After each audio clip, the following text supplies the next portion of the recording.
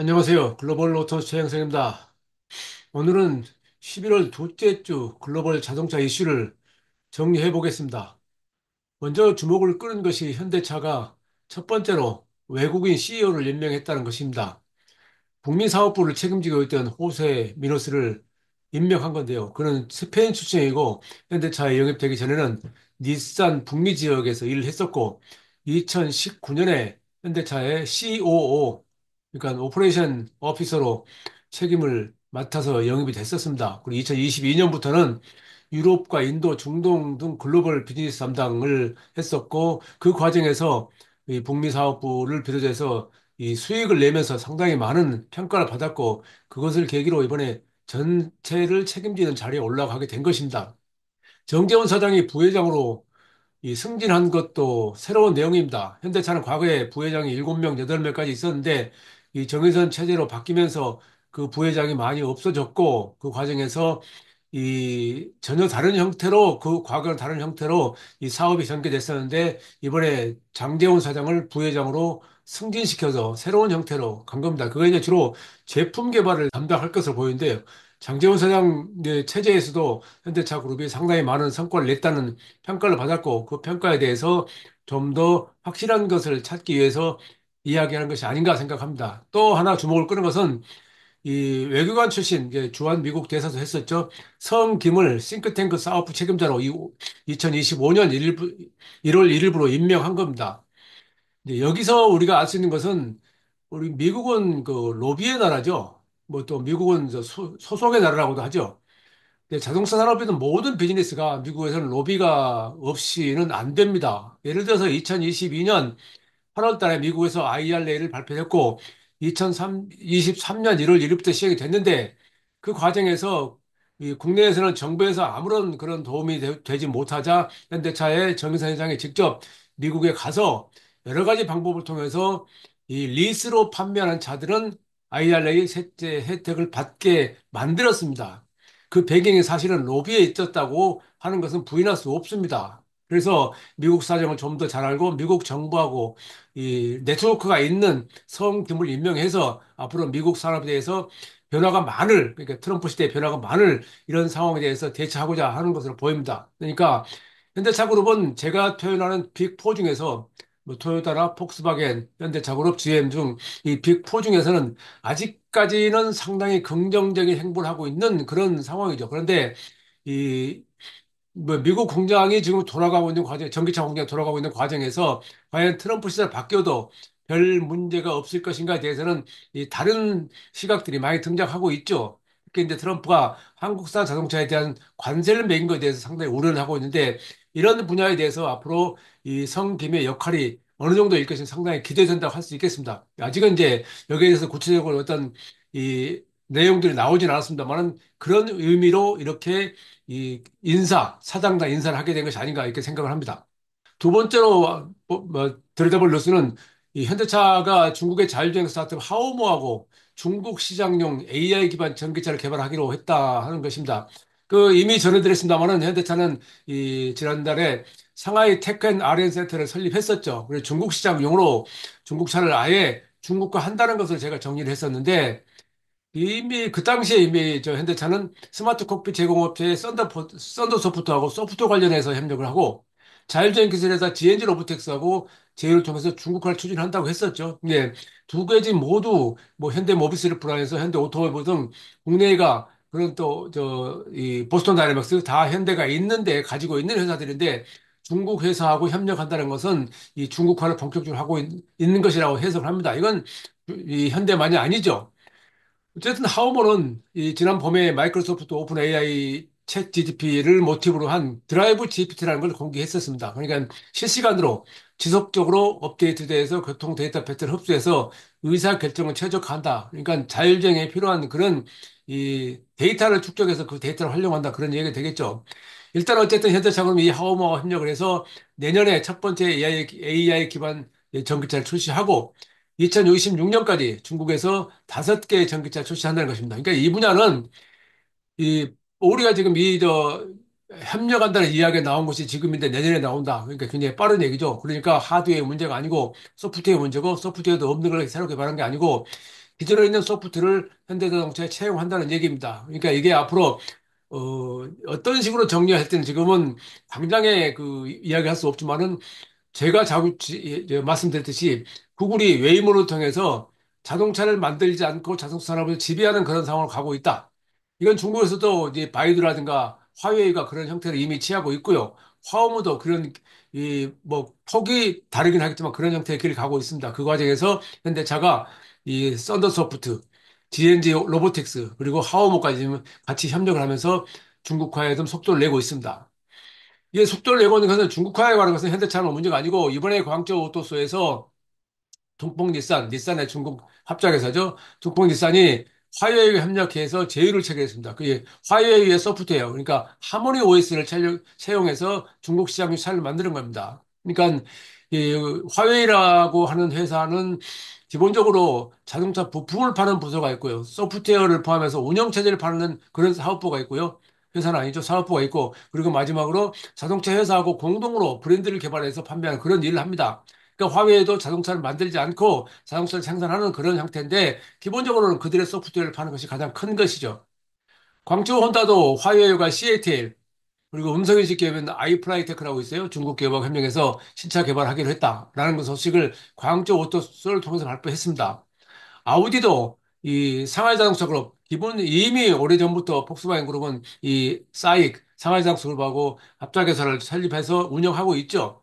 이 회사들하고 이번에 지난주에 발표한 아우디가 네개의 링 로고를 없애는 대신 중국 시장용 전기차를 만들겠다고 했는데 그 중국 시장용 전기차를 어떻게 할 것인가에 대해서 구체적인 안을 지금 밝히기 시작하고 있는 것입니다. 그만큼 지금 중국 시장에 대한 이야기는 지금까지 그러니까 레거시 자동차 회사들이 이 높은 구호 부가가치를 누렸던 그런 시대와는 다른 형태로 지금 자동차 산업이 전개가 되고 있어서 앞으로 이것이 어떻게 정리가 될지 상당히 좀 주목을 끌고 있는 내용이고 궁극적으로 비용을 어떻게 감당할지 이슈가 되는 그런 화제가 된 내용이기도 합니다. 또 하나 주목을 끌어서는 지금 아제르바이잔 바쿠에서는 유엔 기후 변화 협약 당사국 총회가 열리고 있습니다. 11월 11일부터 시작해서 22일 날 끝나는데요.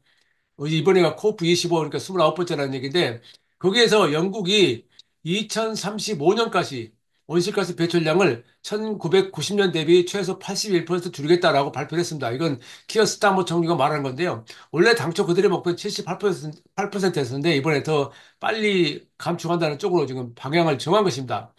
궁극적으로 이제 그 영국 내에서만 하는 게 아니라 영국 자체를 청정에너지 초강도로 만들겠다. 그래서 산업 강국을 다시 한번 그런 식으로 이야기를 한 겁니다. 그리고 다른 국가들도 협력하겠다는 건데 이번에 그 이 유엔 기후변화 협약 당사국 총회에서 가장 중요한 것은 금융이라고 합니다.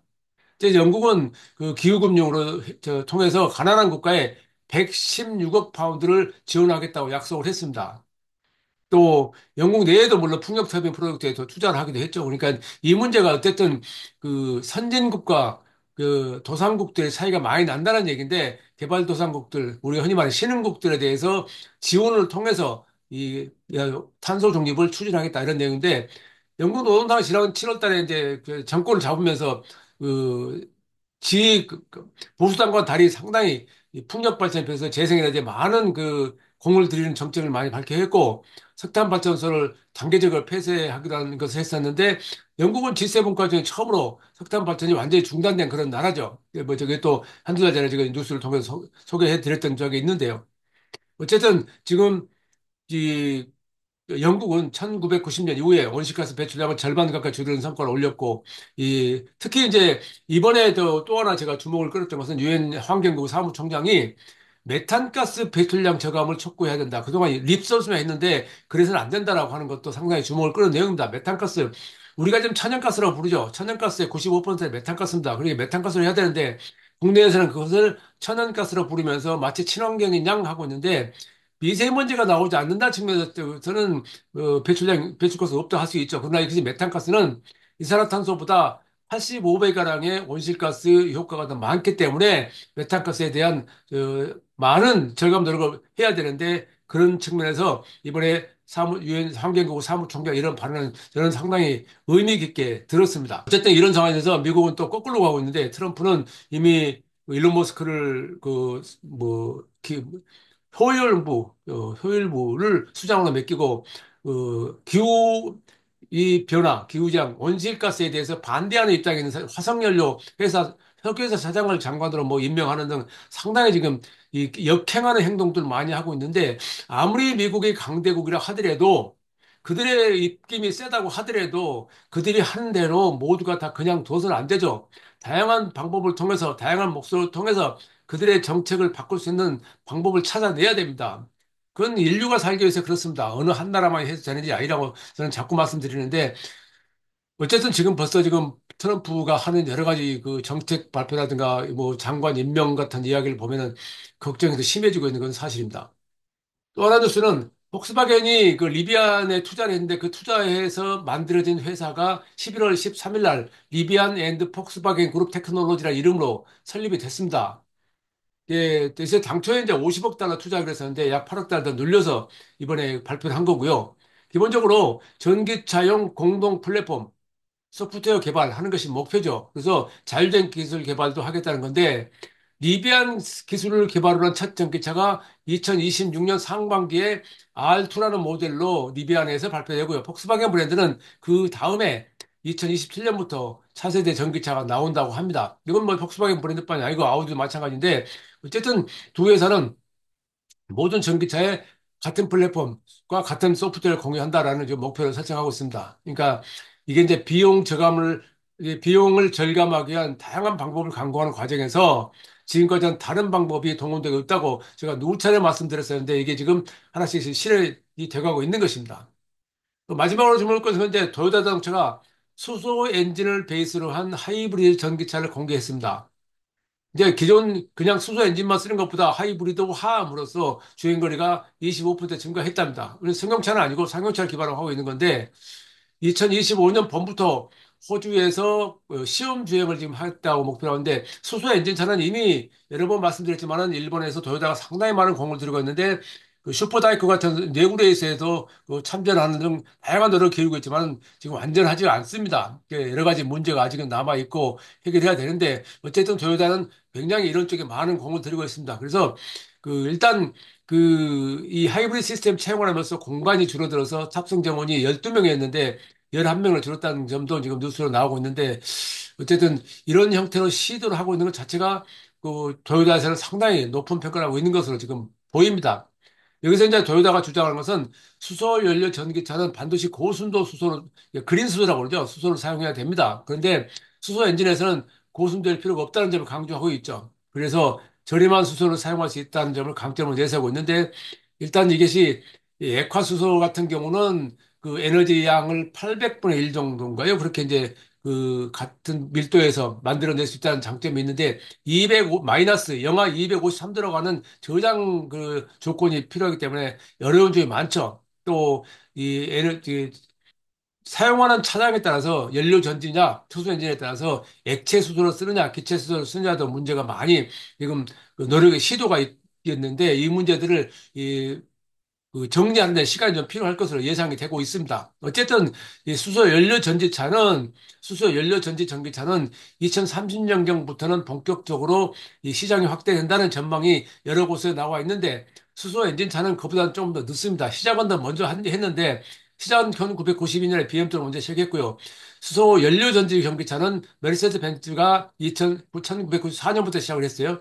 그런데 실제 이제 수소 연료 전차는 이미 현대차와 도요타가 양산형 모델을 만들어서 시판을 하고 있고 그런 과정에서 여러 가지 문제 때문에 판매가 줄어들고 있는 그런 상황이지만은 지금 전 세계 많은 회사들이 수소 연료 전지 전기차는 앞으로 분명히 새로운 시대가 온다는 것을 그 감안하고 투자를 하고 있는 상황입니다. 물론 이게 본격적으로 전기차만큼은 아니지만은 어쨌든 차세대를 위해서 배터리 전기차만으로는 안 된다는 생각을 가지고 등장하고 있는 것이 수소 연료 전기차이기 때문에 새로운 어떤 그 길이 보인다고 할 수 있겠습니다. 어쨌든 이 도요타 자동차가 다양한 방법으로 수소를 사용하고자 하는 노력을 하고 있다는 것을 말씀드리고 있습니다. 최영석의 글로벌 인사이트. 다음 시간에 뵙겠습니다. 감사합니다. 구독과 좋아요 클릭 부탁드립니다.